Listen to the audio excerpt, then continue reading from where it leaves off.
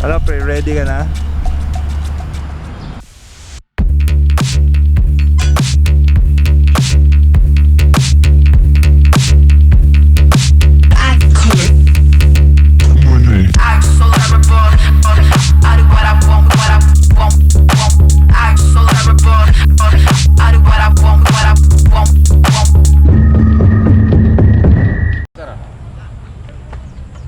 Pa naman. Thank you, July. Isa pa. Kuya, puro ganyan gagawin mo. Bali, ang layo nito 7.5.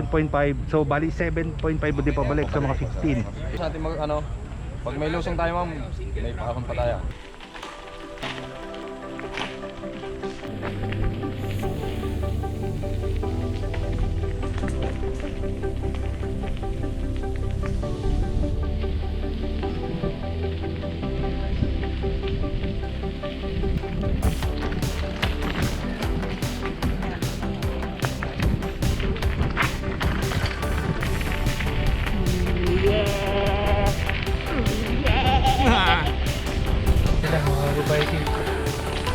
Video pala yan. Kami galing sa area ngayon. Yan, July yun yung nag-a-assist sa atin ngayon. Kung wala yan, hindi na tayo makakabalik. So ito yung mga destinations na pwede mo puntahan. So parking of course, pabalik na. So then ito may panibagong trail na naman. So sabi ni July, mas malayo daw yun. And then dito sa Violagoviewdeck na tayo papunta. So meron pa tayo mga 3.9 kilometers or more or less.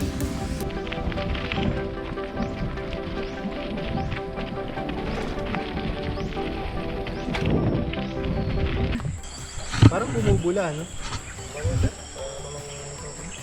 Kami naglalaro. Wala. Ganyan talaga yan. Okay, tara. Paahon yun. 4-wheel. 4-wheel drive. Week kung week.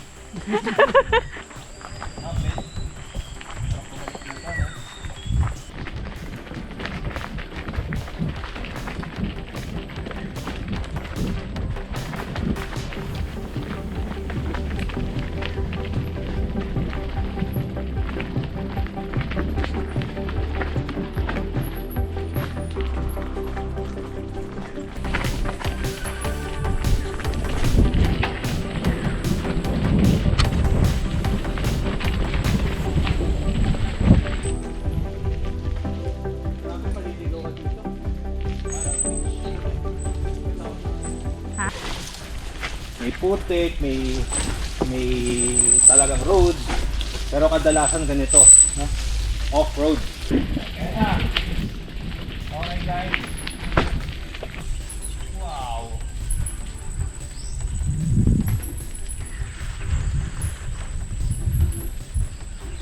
Wow. Dito ka mangisda, oh. Dito tingnan mo guys, oh. Yung view. Talagang kala mo ano eh, yung pang desktop. Ganda.